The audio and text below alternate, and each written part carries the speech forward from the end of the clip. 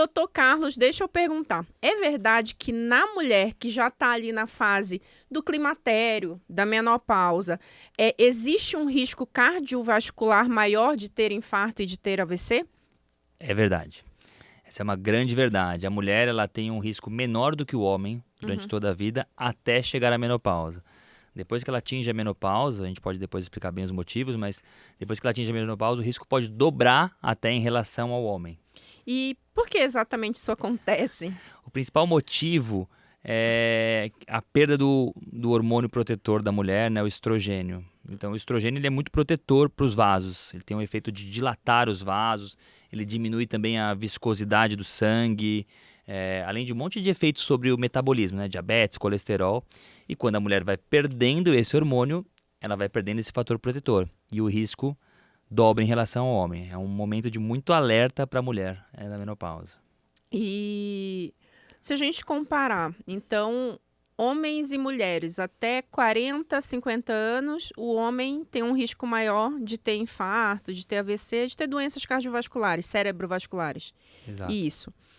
E aí, quando passa dessa fase da vida, a mulher, ela se equipara ou fica maior do que o homem? Ela fica até maior. É que, na verdade, a mulher ela tem os riscos clássicos, que todo mundo tem, de eventos vasculares. Então, pressão alta, diabetes, colesterol, cigarro. Esses são os riscos clássicos. Estresse que homens e mulheres têm. E a mulher também tem os riscos que são exclusivos da mulher.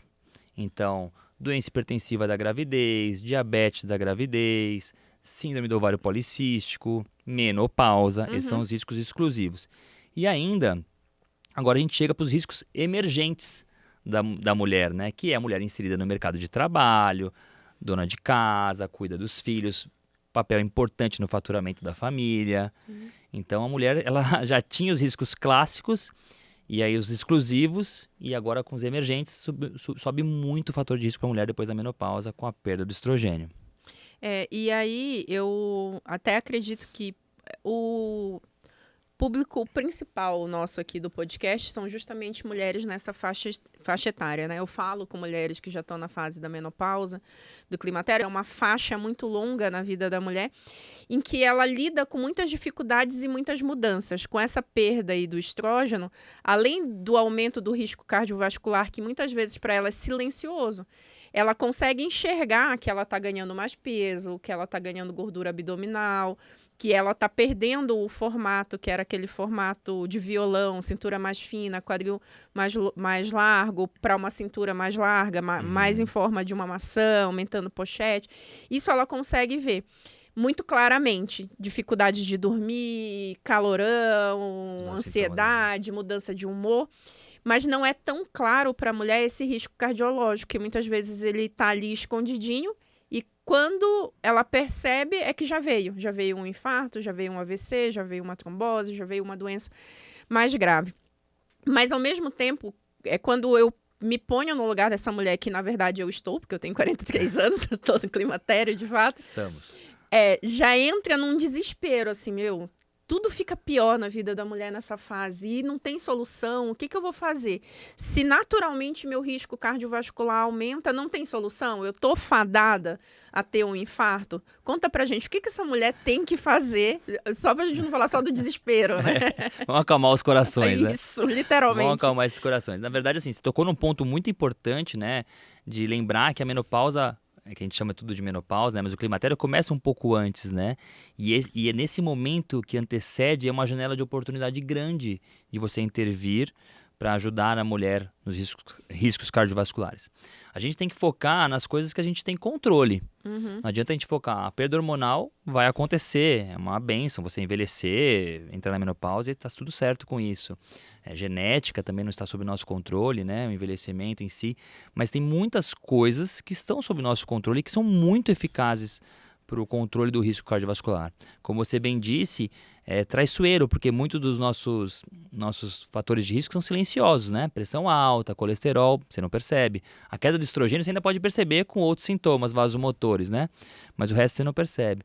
Então a gente tem que focar no que está sob nosso controle. E o nosso controle está aí exatamente em lidar com todos os fatores de risco que são comuns aos homens e mulheres e que são de fato muito eficazes para a prevenção das doenças cardiovasculares. Então, não se desesperem, vai aumentar o seu risco, vai igualar, piorar um pouquinho em relação ao homem, mas tem um caminho, tem uma solução, e a solução normalmente está na prevenção. E isso é o que é a realidade. Se ela já entrou na menopausa, ela não vai voltar a ter o metabolismo de 20, de 30 anos. Então, tem coisas que a gente não pode mudar e tem coisas que a gente pode mudar. E dentro daquilo que ela pode mudar, o que você enxerga que seriam atitudes mais fáceis e possíveis para essa mulher na menopausa, ou básicas? Legal. Primeiro é interessante trazer essa capacidade de adaptação da mulher ao longo dos anos, um jeito muito legal de enxergar que você trouxe aqui. Realmente, a gente está envelhecendo, né? Isso é de conhecimento de todos, a população está mais longeva, então a gente vai ter cada vez mais mulheres, né, na menopausa que vão ter que lidar com essa nova fase, capacidade de adaptação, sintomas vasomotores e os seus riscos. Isso é um fato. Triste saber que a gente ainda tem colegas que tiram essa esperança e deixam como se não tivesse solução. Não é, de fato, não é assim que funciona. Tem sim jeitos práticos, simples de se lidar e diminuir muito o seu risco cardiovascular com vida com qualidade, né? E o segredo, e revelando os segredos da longevidade aí, que não é nada muito complexo, é você cuidar de todos os pilares da saúde que são comprovadamente eficazes, né? Então, alimentação é um jeito muito eficaz de prevenção, atividade física, isso é o que todo mundo lembra. Mas às vezes as pessoas esquecem de colocar nesse mesmo prato aí sono, tão importante, é uma coisa que depende da gente, né?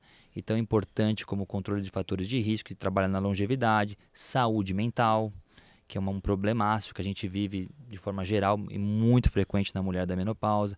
Então o médico, né? É bom a gente trazer essa informação para pacientes, mas também para os médicos que tem que ter esse olhar olhar a mulher da menopausa com esse olhar diferenciado, olhar como um todo, né?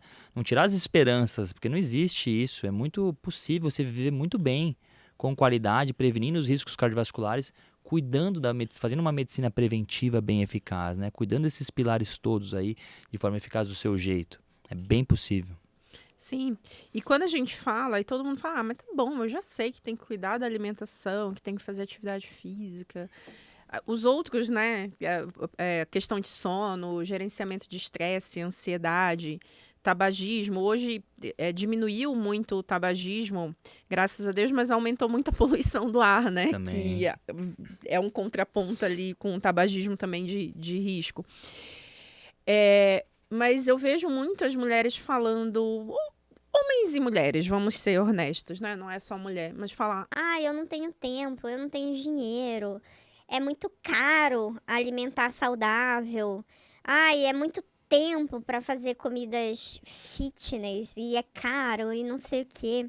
como é que tu enxerga isso hoje no teu consultório?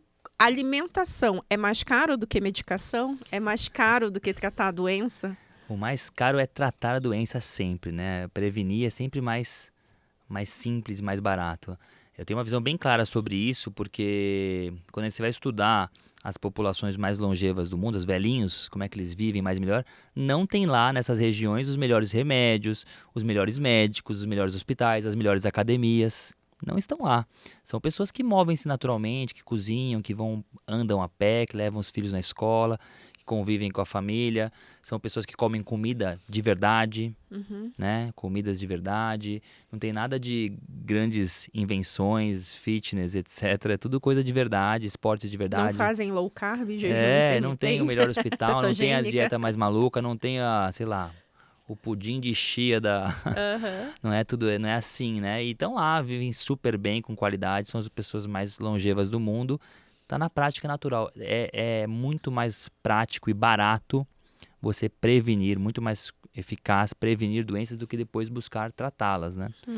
Então esse é o caminho. Natural, saudável, o simples, bem feito, dá muito certo, funciona muito bem.